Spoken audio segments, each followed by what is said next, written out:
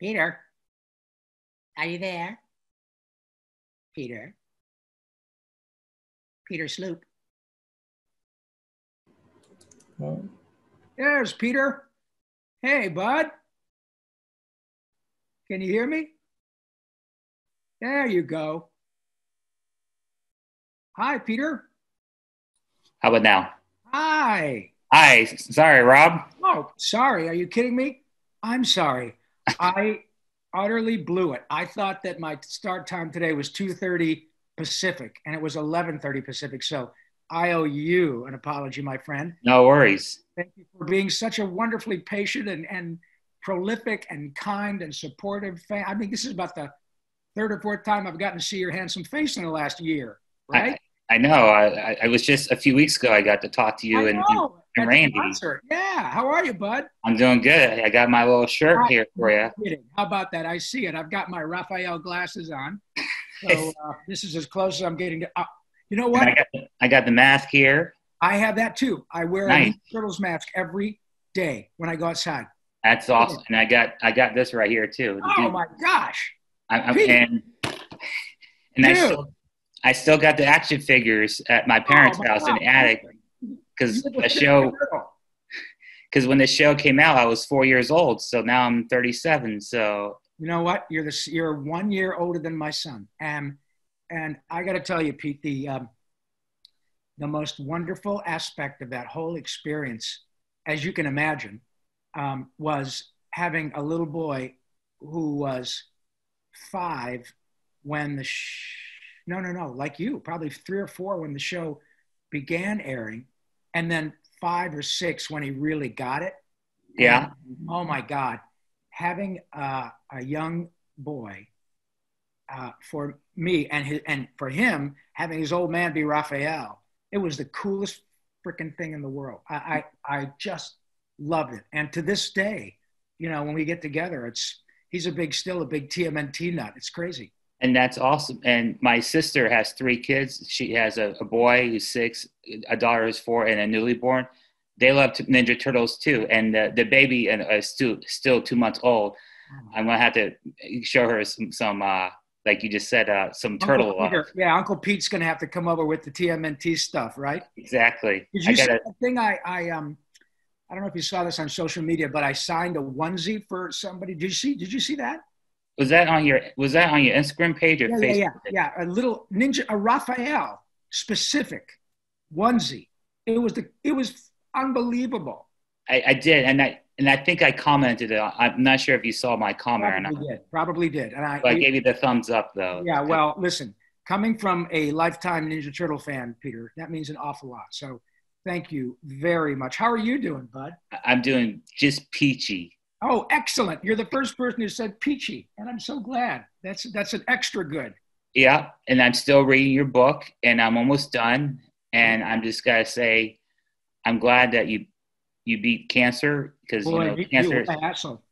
But you know what? Honestly, Peter, you probably, and you're a young man, but you're not a kid.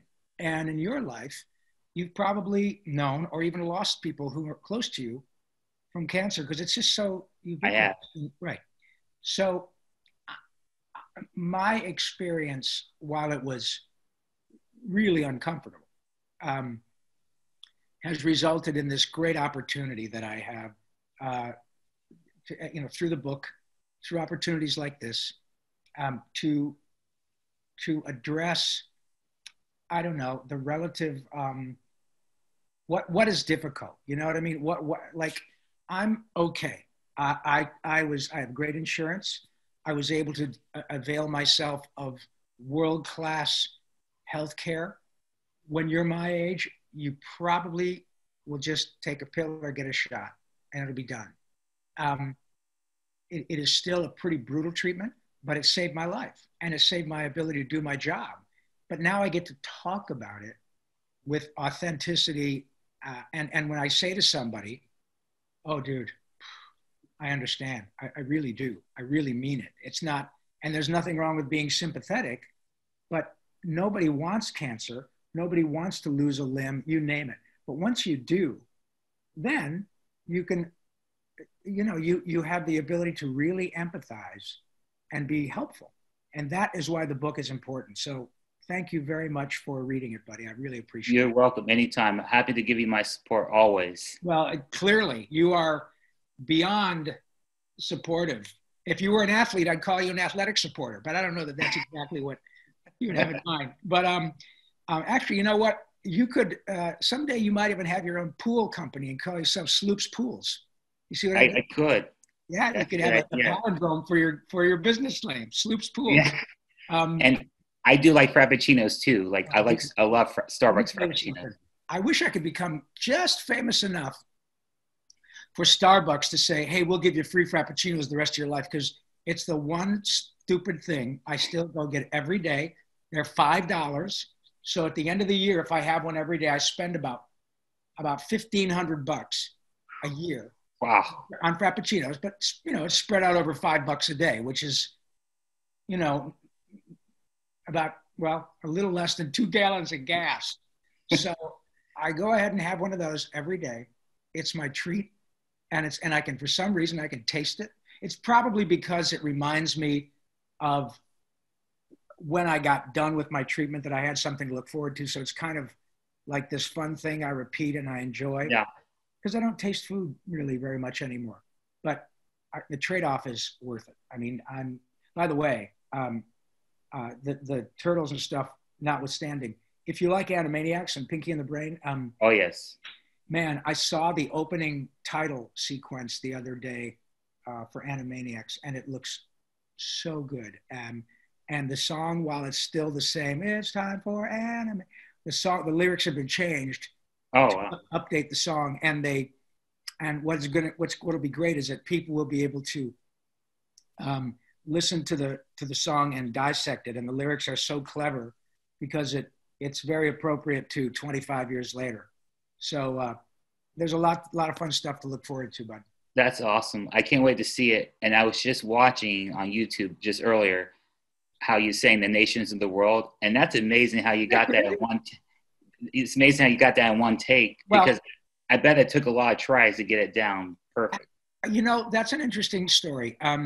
Like Randy and I discussed in our little concert, I'm a good singer. I'm good at my job, but Jesus, this is Hollywood, Peter. A lot of really talented people here, right? Yeah. What there are not is a lot of people who can write that stuff. Randy is, I'm good at my job, and some people could even say, I'm exceptionally good at my job. Okay.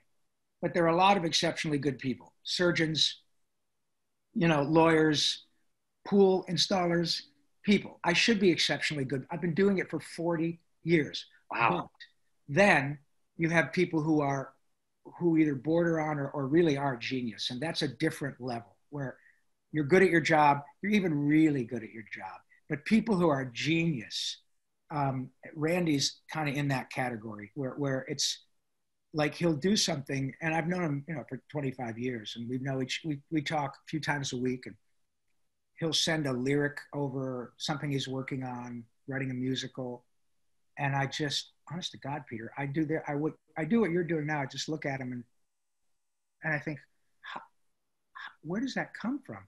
And you know, I didn't hang out with Beethoven and Mozart and Einstein, but Randy's kind of like that for me. He's a dear friend who is so special, and it not only because he's a great guy, yeah, but because his talent is so unusual. And he's the first person in my life.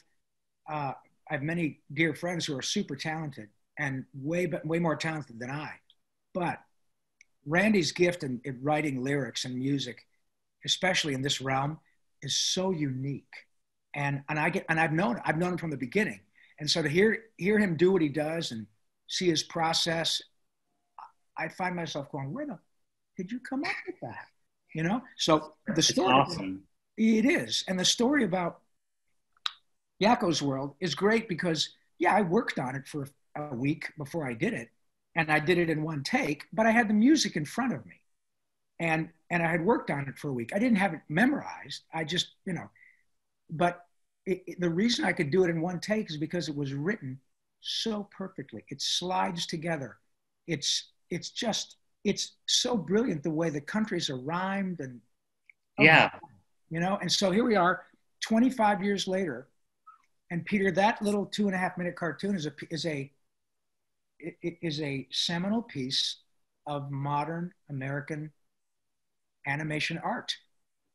Almost every, you could pretty much go everywhere in Yakko's world, and wherever Animaniacs played, people will say, "Oh yeah, that's that 2.5 minute cartoon.